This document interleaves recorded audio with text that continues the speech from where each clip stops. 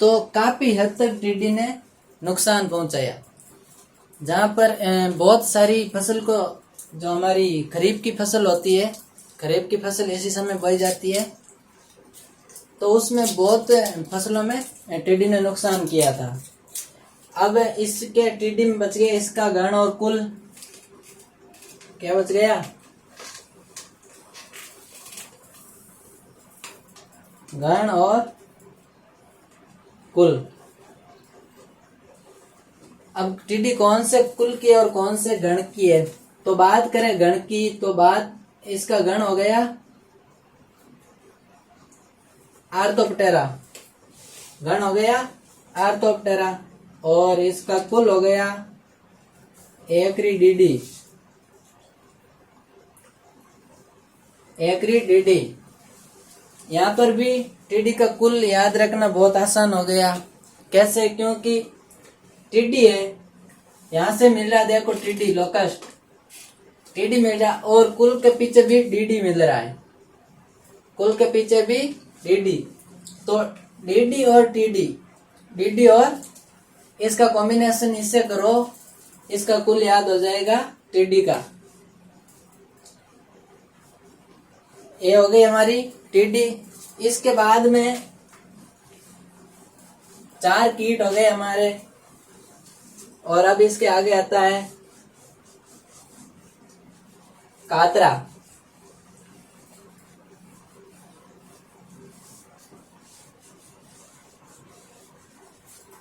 क्या आता है?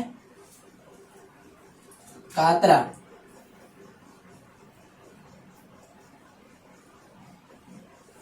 कातरा टिड्डी की तरह इंपॉर्टेंट है।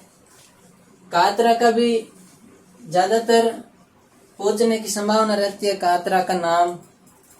तो कातरा का नाम हो गया एमसेक्टा मूरी। कातरा का नाम क्या हो गया? कातरा का नाम हो गया एमसेक्टा मूरी। और गण और कुल, ये एमसेक्टा मूरी। अंडरलाइन करना नहीं, बोलना है।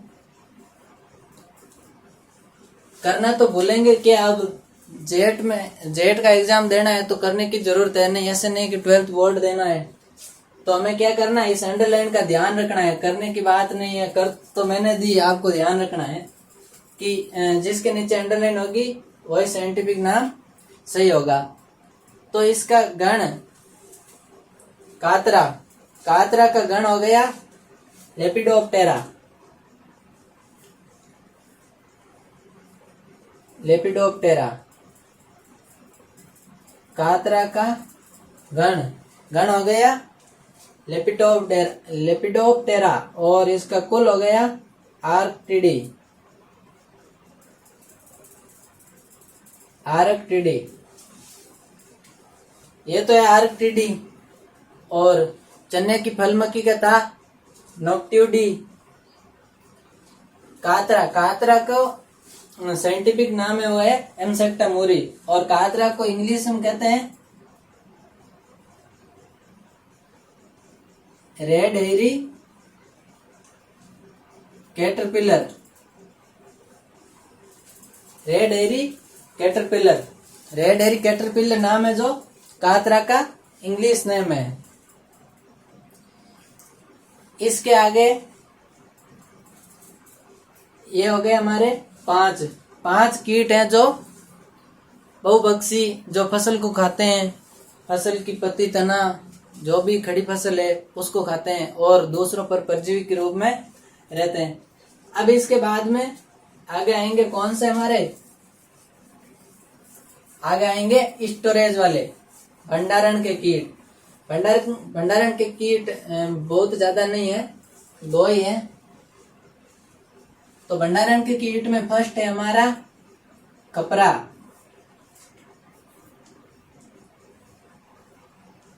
कौन सा बरंग? कपरा बरंग। कपरा, कपरा से याद करो, कपरा का तो याद हो ही जाना चाहिए, एंटीना, क्यूपिटेट।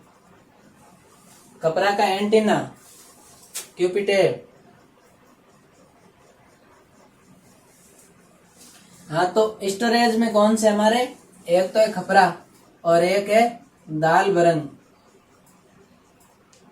खपरा और दाल बरंग, ये जो हमारे स्टोरेज फसल होती है, जो स्टोरेज होता है किया हुआ, उसके अंदर लगते हैं। तो खपरा, खपरा को खपरा ही कहते हैं इंग्लिश में भी, खपरा। बिट्टल और दाल को कहते हैं पल्स, पल्स बीटल। तो खपरा बीटल और पल्स बीटल। अब नाम आता है इसका साइंटिफिक नाम, साइंटिफिक नाम। तो खपरा का हो गया ट्रोगोडर्मा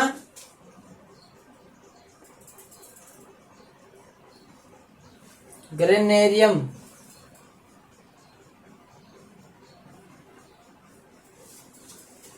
खपरा का साइंटिफिक नाम क्या हो गया, ट्रोगोडर्मा ग्रेनेरियम। अब इसका गण, खपरा का गण हो गया कोलियोप्टेरा, कोलियोप्टेरा। हमने पढ़े थे मुकांग, मुकांग में भी आया था खपरा बीटल दाल बरंग पल्स बीटल। तो उसमें गण कौन सा था, गण था कोलियोप्टेरा। और इसका कुल, और इसका कुल, कुल पूछ ले तो डर्मेस्टिडी। कौन सा कुल, खपरा का कुल, खपरा का कुल हो गया डर्मेस्टिडी।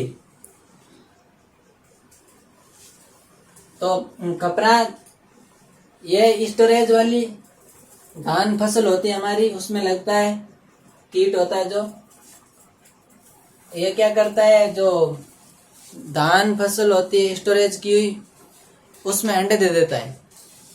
और अंडे देने से जो भी फसल है हमारी, उसकी क्वालिटी खराब हो जाती है। तो फिर वो फसल स्टोरेज की गई थी हमारे यूज करने के लिए, फिर वो यूज करने के योग्य नहीं रहती है। और एक अब रह गया हमारा, ये हो गया खपरा बीटल। इसके आगे हमारा दाल का बरंग। खपरा बीटल के बाद पल्स बीटल।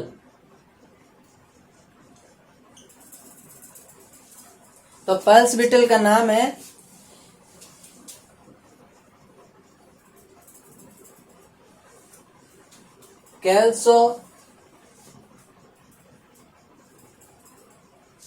कैल्सोबर्कस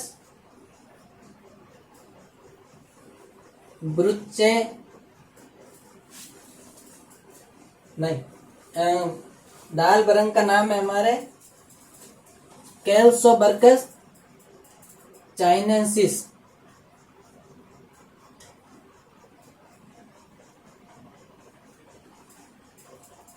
chinensis, कैल्सोबर्कस chinensis. और जब इसका गण है वो है कोलियोप्टेरा, कोलियोप्टेरा।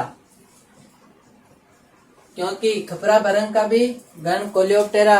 और जब मुकांग में आया था तो मुकांग में भी इसका गण कोलियोप्टेरा।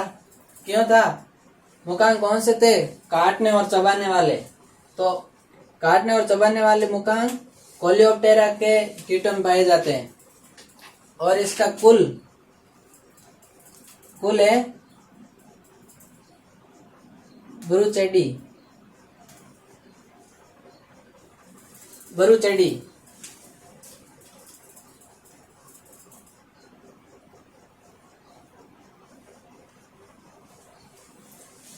कुल क्या हो गया इसका, बरुचेडी। अब दाल बरंग नाम हो गया कैल्सोबर्कस चाइनेंसिस, कैल्सोबर्कस चाइनेंसिस। इसका गण यहाँ से याद रख लेना, कैलियोप्टेरा और कैल्सोबर्कस से नाम और गण दोनों याद हो जाएंगे। और ये इसके पीछे चाइनेंसिस ऐसा लग रहा है, मतलब कि चाइना से नाम मिलता जुलता है। और ये बुरचेडी भी इसी टाइप का नाम लग रहा है। तो हम इसमें इस टाइप अपना थोड़ा ट्रिक से याद करें तो अच्छा रहेगा कि कैल्सो से हो गया कोलियोप्टेरा, इसका गण हो गया, और चाइनेंसिस से ब्रुचेडी, या यहाँ से ब्रुचेडी और यहाँ से चाइनेंसिस, ब्रुचेडी चाइनेंसिस चे को मिलाकर थोड़ी बहुत ट्रिक बनानी पड़ेगी हम खुद को, और इसको याद रखना पड़ेगा। यहाँ से क्वेश्चन पूछे जाते हैं और इनके वैज्ञानिक नाम से क्वेश्चन पुटअप किए जाते हैं। फिर ये हमारे जो कीट के नाम थे वो हो गए कंप्लीट। इसके बाद कीटों का जीवन चक्र है, थोड़ा सा ज्यादा बड़ा नहीं है, बस 1-2 मिनट का काम है जीवन चक्र का।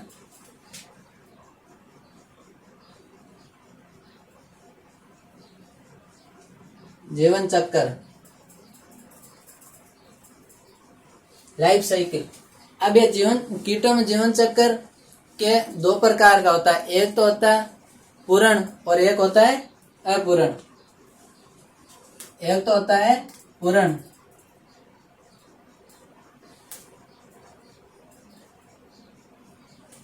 पूर्ण जीवन चक्र। अब इस पूर्ण जीवन चक्र को कहते हैं, ये ध्यान रखने की चीज है यहाँ पर, क्योंकि जो टर्म आती है वो इंग्लिश में ही पूछ लेते हैं, बायोलॉजी में पूछेगा तो यही पूछेगा। कंप्लीट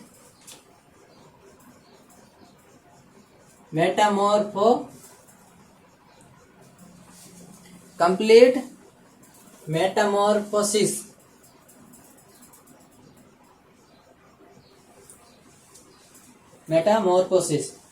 पूर्ण जीवन को क्या कहते हैं? कीटों में पूर्ण जीवन को कहते हैं कंप्लीट मेटामॉर्फोसिस, और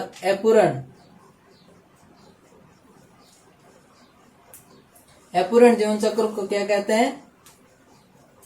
इनकम्प्लीट।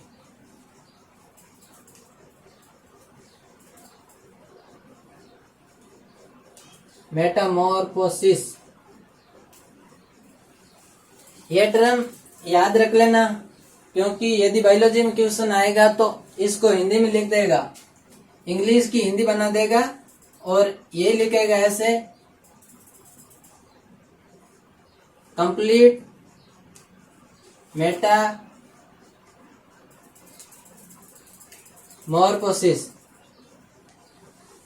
यदि हम इन इंग्लिश वाले वर्ड को पढ़ेंगे नहीं तो इस टर्म में हमारे गलत हो जाएगी, और जैसे गलत होगी तो जेड के 5 नंबर जाते हैं सीधे। एक तो जो गलत होता है वो ले जाता है, और एक दूसरे वाले का 1 नंबर ले जाता है। अब बात आती है कि होता क्या है पूर्ण जीवन चक्र और अपूर्ण जीवन चक्र। तो कीटों में जीवन चक्र के लिए अवस्था पाई जाती है। कीट क्या करता है? कीट का अंडा होता है, अंडा के बाद में अवस्था आती है उसकी लार्वा, प्यूपा अवस्था, और फिर हो जाता है वयस्क। ये जो कीट होता है इंसेक्ट की, ये 4 अवस्था होती है, तभी इसका जीवन होता है जो पूर्ण जीवन माना जाता है। यदि इसमें से एक अवस्था भी गायब हो या एक अवस्था नहीं पाई जाए तो ये उसकी हो जाती है इनकम्प्लीट मेटामॉर्फोसिस। तो आप देखते हैं किस में होती है और किस में नहीं होती है। यहाँ पर कंप्लीट है तो जिसमें 4 अवस्था, कंप्लीट कौन सा होगा जिसमें 4 अवस्था पाई जाएगी, और इनकम्प्लीट जिसमें 4 फेज नहीं होती, जिसमें 4 फेज नहीं होगी, 4 अवस्था नहीं होगी। अब इसमें देखो अंडा है कीट का, अंडा है तो अंडा से क्या बना? अंडा से जब अंडा फूटेगा, अंडा का प्रस्फुटन होगा तो अंडे से लार्वा निकलेगा। क्या निकलेगा? लार्वा। और ये लार्वा त्वचा निर्मोचन करेगा, क्योंकि विशेषता है कीटों की त्वचा निर्मोचन करना। ये निर्मोचन करेगा और अपनी बॉडी को आगे प्रमोट करेगा। तो इसका शरीर जैसे बढ़ेगा तो ये अंडा, अंडा से लार्वा और फिर प्यूपा थोड़ा बड़ा हो जाएगा। और इनकी जो प्यूपा अवस्था होती है वो होती है डोरमेंट।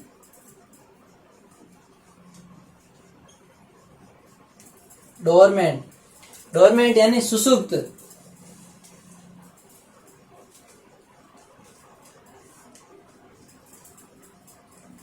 सुसुप्त, यहाँ पर क्या होते हैं, जितने भी ये कीट होते हैं ये सुसुप्त अवस्था में पड़े रहते हैं। ये तो जमीन में रहेंगे या कोई पेड़ पर शरण लेकर रहेंगे।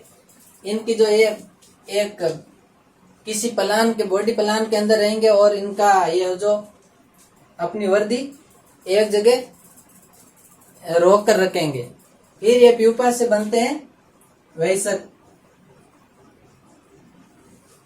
फिर ये प्यूपा से निकलकर जब इनकी डोरमेंट अवस्था होती है वो पूरी हो जाती है तो ये वयस्क में प्रमोट हो जाते हैं, चेंज हो जाते हैं। और फिर इनके बाद ये जनन या निषेचन करने के बाद ये मर जाते हैं वयस्क। और फिर से यही जो अवस्था चली आती है इसी टाइप चलती रहती है। तो ये पूर्ण या कंप्लीट मेटामॉर्फोसिस में ये होता है, चारों अवस्था पाई जाती है। अब इनकम्प्लीट में क्या होगा, इनकम्प्लीट में होगा अंडा, एग होगा और एग से लार्वा नहीं बनेगा और न ही प्यूपा, ये दोनों अवस्था नहीं बनेगी। अंडा किस में चेंज होगा, अंडा चेंज होगा इन दोनों के बीच की अवस्था में, जिनको कहते हैं निम्फ, जिनको कहेंगे हम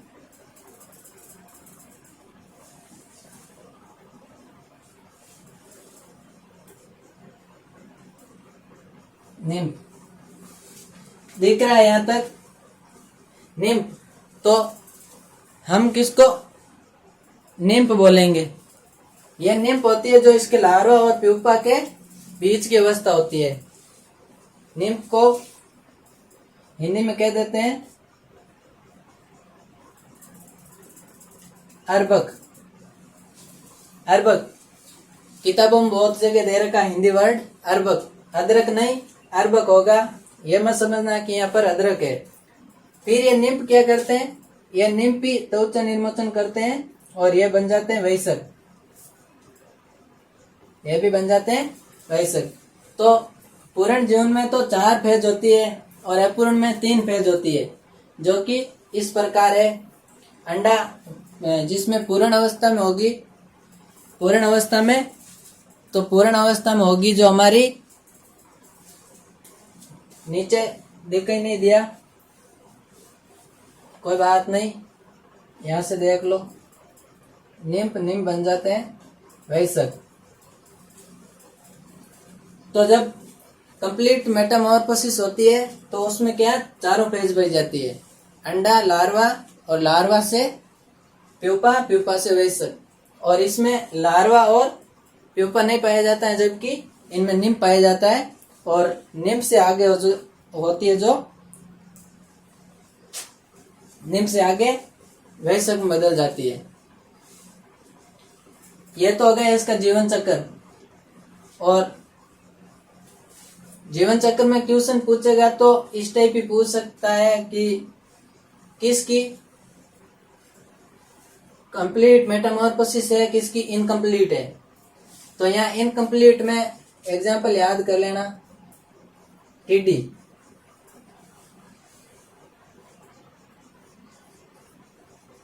लोकस्ट। टीडी होती है, उसका होता है जो इनकम्प्लीट होती है जीवन चक्र। क्योंकि जब टीडी क्या करती है, टीडी अंडे दे देती है और टीडी के अंडे से सीधा निम्फ जो प्रमोट होकर बाहर निकलता है और अंडे से निम्फ निकलेगा। निम्फ भी नुकसानदायक होता है, हानिकारक कीट है, ये कीट की अवस्था है, हानिकारक है। तो ये इसकी जीवन चक्र की बात हो गई। इसके आगे अब टीडी से स्टार्ट करेंगे, कीट पढ़ेंगे तो की। टीडी का जीवन चक्र, तीनों प्रकार की टिड्डियां कितने अंडे देती है, कितने दिन में अंडा प्रस्फुटित होता है, और इससे पहले 2-4 नाम है लार्वा के। जैसे लार्वा होता है, एक तो लार्वाई, एक कैटरपिलर कौन है? रेड हेरी कैटरपिलर। एक गिडार, 12th की बुक में दे रखा है गिडार, सुंडी। ये लार्वा होते हैं जो होते हैं लेपिडोप्टेरा गण के। किसके? लेपिडोप्टेरा गण में जहां भी लार्वा का नाम पूछे तो यही होंगे। और एक होता हमारा कोलियोप्टेरा गण। कोलियोप्टेरा में कौन होंगे? जैसे बरंग, दाल बरंग और खपरा बरंग। गरब, व्हाइट गरब, सफेद लट का भी गण कौन सा है? कोलियोप्टेरा। और इस बरंग का भी कोलियोप्टेरा। और इसके साथ बोलते हैं सफेद लट, व्हाइट गरब, सफेद लट गरब और बरंग। ये जो होंगे तो ये होंगे हमारे लार्वा के नाम होंगे। जो गण, जिसका गण लेपिडोप्टेरा है तो उनके लार्वा को लार्वा, कैटरपिलर और गिडार और सुंडी कहेंगे। और जिसका गण कोलियोप्टेरा है तो उनको हम कहेंगे गरब, लट और बरंग।